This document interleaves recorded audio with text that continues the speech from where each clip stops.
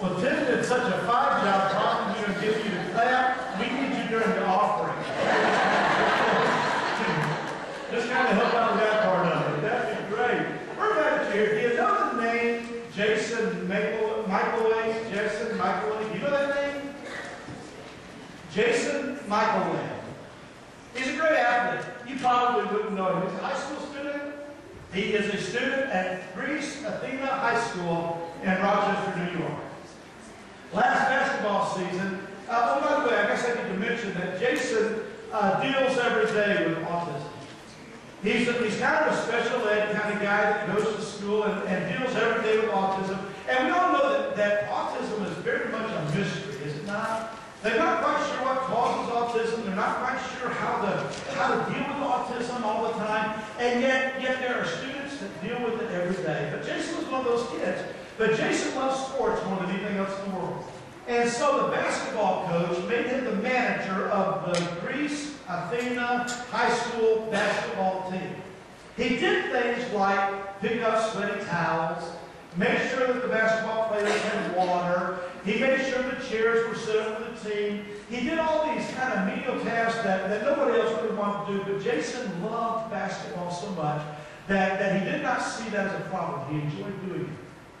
Well, last game of the season, last year, the coach decided that since he loved basketball so much that they were going to dress him out. So they got him in uniform, dressed him out, he sat on the bench patiently, and the coach really never intended to put him into the basketball game, but the score became so lopsided that the coach in the last 4 minutes of the game pointed towards Jason. They're going in. He jumped up, didn't even hesitate, jumped up and ran into the game. And to the chants of the crowd and the basketball team, they were yelling, "Give the ball to Jason." They just wanted him to have a shot. So they gave the ball to Jason, and he took a shot, and it was an air ball. So far off the net, I mean, it's kind of a pitiful shot. But when they came back down again, they said, "Give the ball to Jason." And they dished the ball, give 3-pointer. He wasn't through. 6 times down the court, he hit 6 3-pointers, and that in 4 minutes' time became the top scorer in the game by scoring 20 points. Each time he took a 3-point shot, the crowd went wild.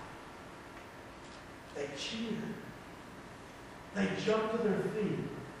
Even the other team began to applaud, and even the other fans began to yell, "Give Jason the ball." 3-pointers, 6 straight times down the court, and a 2-pointer in the midst of it, scored 20 points in 4 minutes. They were carrying him off the court that day. They lifted him up, they were singing, hollering, screaming. And one of the things that Jason said in an interview, I watched it on YouTube this week, he said, "You know, I live every day being different, but I've never been this different. I live every day being special, but I've never been this special." I wonder if that's what that's all about. Now, even though autism is a mystery, when you find the key and you unlock it, isn't it amazing what you'll find with some of those kids? When you just turn the key and turn loose, and all of a sudden you find out they're very talented and very filled with grace. Very special. Not because they have a problem, but because they're part of God's creation.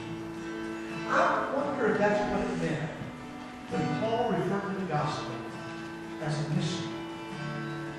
A mystery is not any good until you turn the key and unlock it. And once you turn that key and unlock it, you find out that all of us are people who have received grace. And we're unique and special as a part of God.